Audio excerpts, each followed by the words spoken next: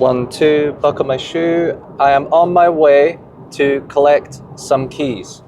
Collect some keys for the latest project for our client, the hands-free end-to-end deal packaging service we provide. So this client runs a business in a separate country from ours, and basically, you know, she can't build a portfolio. She's running her business. She's a busy person. So she's hiring us, and we're doing the full end-to-end process. We found it, bought it, renovate it, all the conveyancing, everything you can think of when it comes to property investment and building your portfolio. That's what we do for people. That's one of my businesses. So yeah, if you're interested in that, you know, comment below.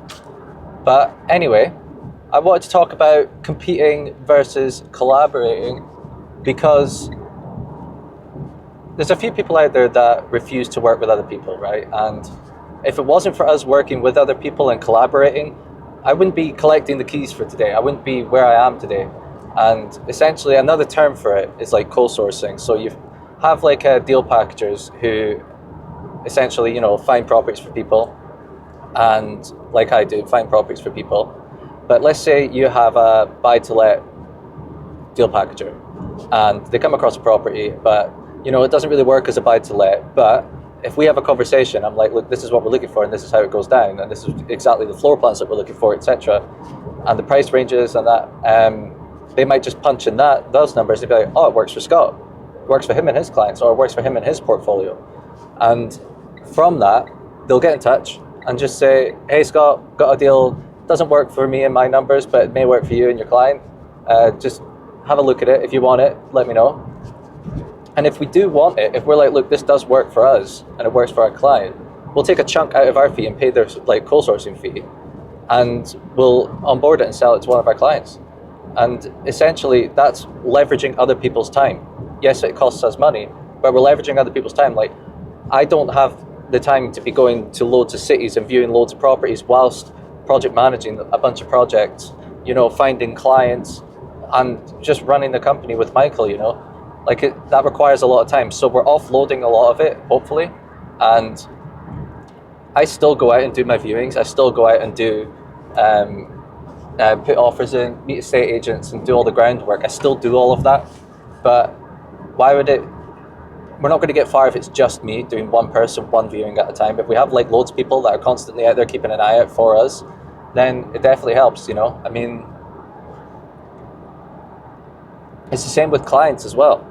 Let's just say, like, well, I do HMO conversions, right? And I'm looking for clients. This is actually, I'll tell you a story. This is exactly what happened.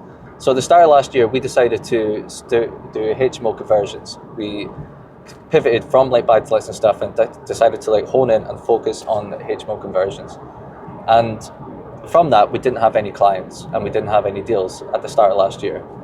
So to help us get the ball rolling of finding clients, because we were looking everywhere, we were going on social media, you know, like doing the usual stuff like cold calling, cold DMing, going to networking events and stuff. But because there was only two of us, it was going to take quite a while to get that first client. And we decided that after reading $100 million Leads by Alex Hormozi, we were going to do some collaborating and doing some paid referrals. So we approached buy-to-let deal packagers.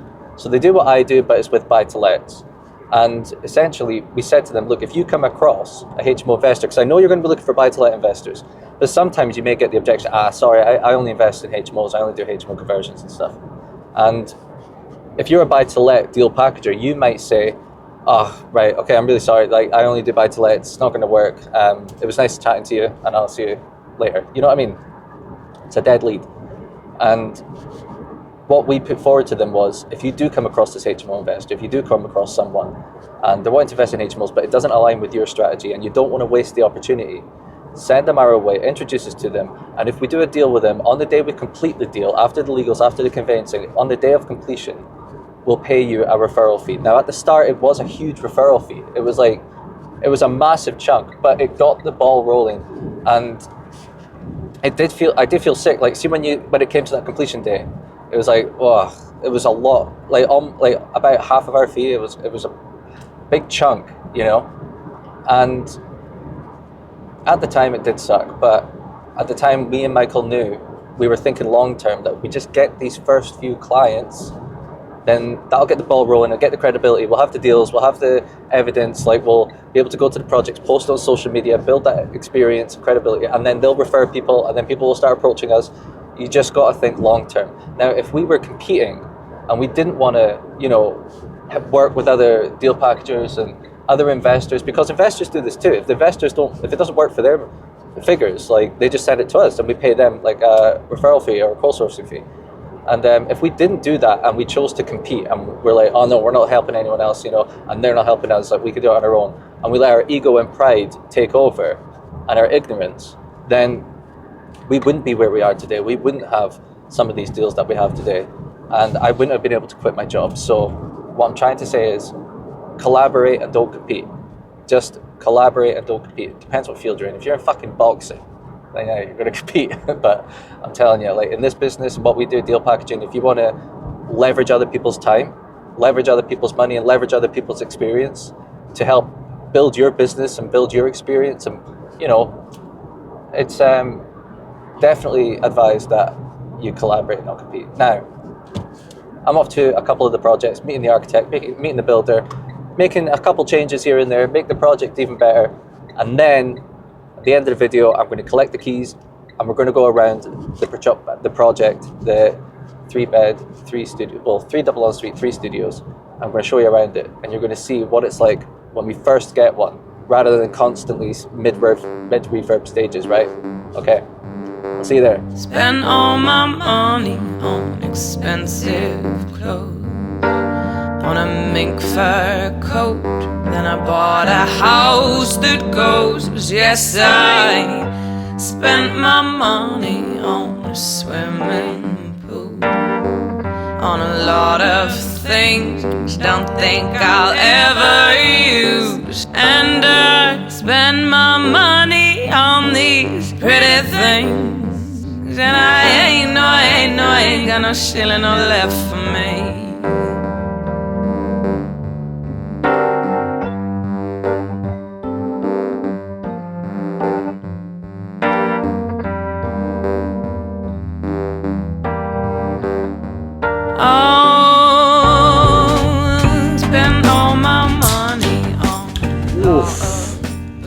We did it. We completed on another project. This one, oh my God, is, like I've said before, 3 studios, 3 double en suites. So what we're going to do is, I'm going to take you room by room and show you exactly what it is we're doing and why we're doing it and how it's going to like turn out at the end. And then at the end, I'll go through all of the numbers, but we'll do a quick wee walk through just now. And here, we'll start with the front of the house, right? Okay, so you walk in, this is the front door. Right in here is the living room. There is the dining room. In here you've got some storage. Goes all the way under. And in here, where all my stuff is, by the way, shout out to that, awesome. So that's where the kitchen is. And we'll nip upstairs. Then once we're done this, I'll tell you exactly what we're going to do to this project. Look at that, nice and pink. Hey, hey, should we call it Project Rainbow? I might call it Project Rainbow, you know? Yeah, maybe. Project Unicorn. That is a national animal of Scotland, isn't it? So we might have to do that. A wee cupboard. Nice wee hole up there. Let's continue through here. Oh, Project Giraffe, Project Zebra, Project Animals. I don't even know. That's how you come up with names for projects, by the way. Just fucking weird shit. Another way about it, look in the loft there. I'll see if I can get my ladder so I can show you up there, but I ain't going up there now. And this is the bathroom. This is all going to get ripped out. Ripped the fuck out. There's the boiler. All right, we'll start downstairs and we'll go by room. Hopefully you learn something. Hopefully it'll start to click as to why we do what we do. I have the floor plans on me. Hang on, let me just set you up here.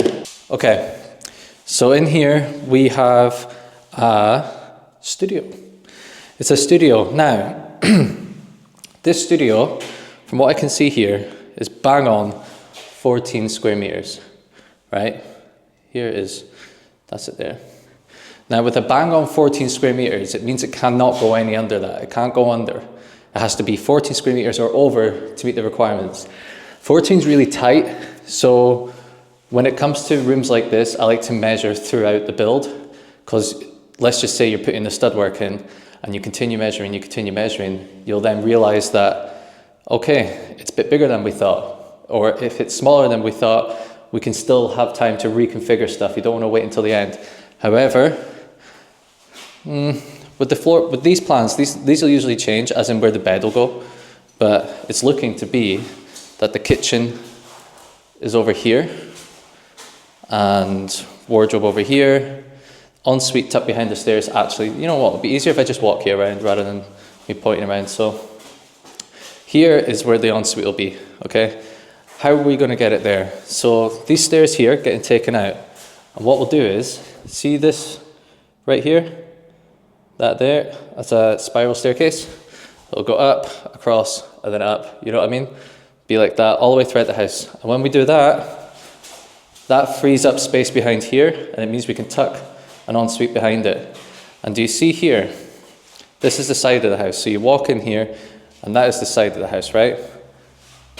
Let me just get my bearings, actually. Back to front, I'm back to front. Okay, that's where the ensuite's going to be. Forgot, because this is an end terrace. And this is the outside of the house. Okay, that's the outside of the house. Ensuite over there. Anyway, doors are getting put there. See, a door's getting put here. And as we walk around, a door is getting put there into the alleyway. Into the alleyway. Why do we do that? It's because it frees up more space. It means we can tuck an ensuite behind there and have enough room for a kitchen diner here. So that living room is going to be a studio. This now here is going to be a double ensuite. So what we're going to do is we're going to push this back 3 meters. Can't really get into the garden just now, but we're going to push that back 3 meters, and the end of the house there, we're going to bring that forward to about here. So then that extends all of this that way, and that essentially frees up so much space, because here we're potentially going to have the bed here. The door is going to be, let me just figure some shit out. Right, because that bit's getting extended that way, that means the rest of that's going to be this room too. Where that is there, the end of the house, that's where the door to this bedroom is going to be. My phone keeps turning.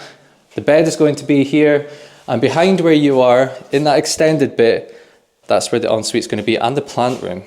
Interesting. You know, might see if we can move the plant room. I'll show you here.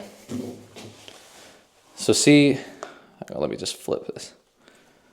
So see where that plant room is right there? I might see if we can move that, because if we can, then that frees up more space here in this one, and it could turn it into a studio. But if there's no other space for the ensuite to go, then, no, the plant room, sorry, then it's got to stay there. That's got to stay a double ensuite. Right, so that is this double ensuite room. Here, kitchen communal, kitchen is going around that section, and around here, and around there. So it's going to be like a U-shaped kitchen going all the way around. And as we go outside, we don't have a big garden, but we'll extend it out to about here. Look at that. And this extension's coming out just to about here. A lot of concrete to deal with.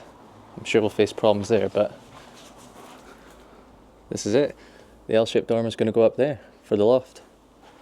It's going to be a big project. Look at that nice wee gap there. Big L-shaped dormer up there. Let's go back in. So as we go into this bedroom here, we have another studio. 14 square meters on the nose. We're removing this chimney. This chimney's coming out. All the chimneys come out, by the way. Frees up more space.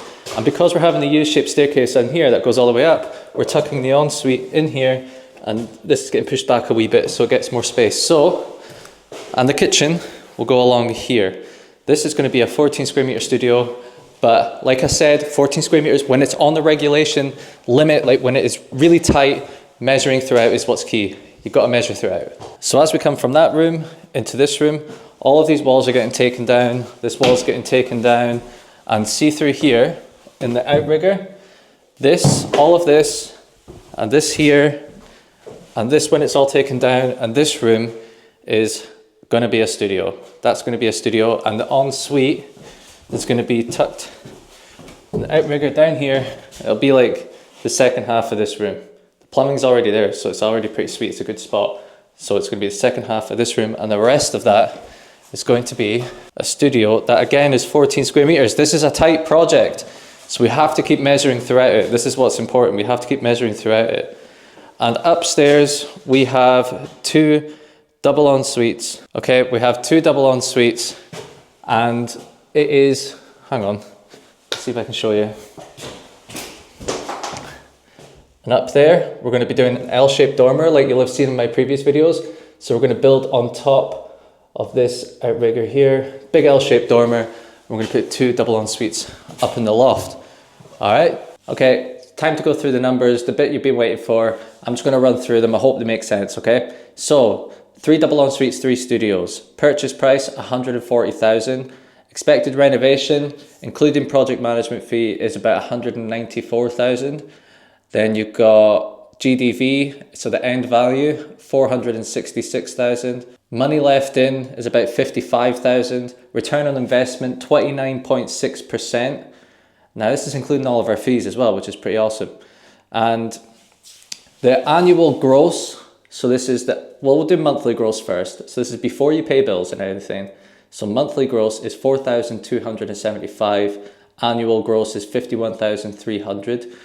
Then monthly net, so that's after all of your bills, this is your take-home pay, is 1,336, and the annual is 16,034, and it would be more. Let's just say you decided to manage it yourself, you would up your total net per calendar month to 1,736, and your annual net would be 21,164. So that's about, I don't know, $5,000 difference per year, and about 400 per month, give or take. So there's a lot going on with this project. There is a lot, and I'm really excited to do it. A problem that we are going to face is like 3 of the studios being bang on 14 square meters. That's something I'm going to be a bit cautious of, and I'm going to express to the builder we have to keep measuring throughout. So I'm going to do my measurements throughout the build and make sure that it stays like above the 14 square meters. Like for the other projects, some of the rooms have been smaller than expected, but some of them have been bigger than expected. So you kind of chop and change, and you do a wee bit of reconfiguration. So like we might have to do that in this one, but that is something I'm going to really stress to the builder. But we've got a great builder on this one. He's fucking awesome. So good team, good project, good times. This is going to set us up nicely for the summer. We hopefully have another one completing legals in the next month, and we have one finishing, like, you know, interior design, like all like, you know what I mean, like furniture packs ready for tenancy in the next few weeks. So subscribe for that. If you want to watch all of this project here, subscribe for that too. I'm going to show all of it. Hopefully, well, you'll be there with my weekly updates, my weekly site visits. So you'll get that, but you'll see bits and bobs as well. You'll see problems that come up. There's going to be problems that come up. Problems always come up. Always tell that to the clients. They always come up. One day, this is going to be mine. One day, I'm going to do one that's mine. I'm doing it for my clients just now, but my God, my dream is to do one that's mine. And this, every time I do this, every time we do one of these, I just get one step closer to achieving that dream. And then that's it. I'll be walking around one, I'm like, holy shit, this is fucking mine. That's a dream, man. That's a dream. Anyway, hope you enjoyed it. Subscribe if you want to see more, and I'll see you in the next one.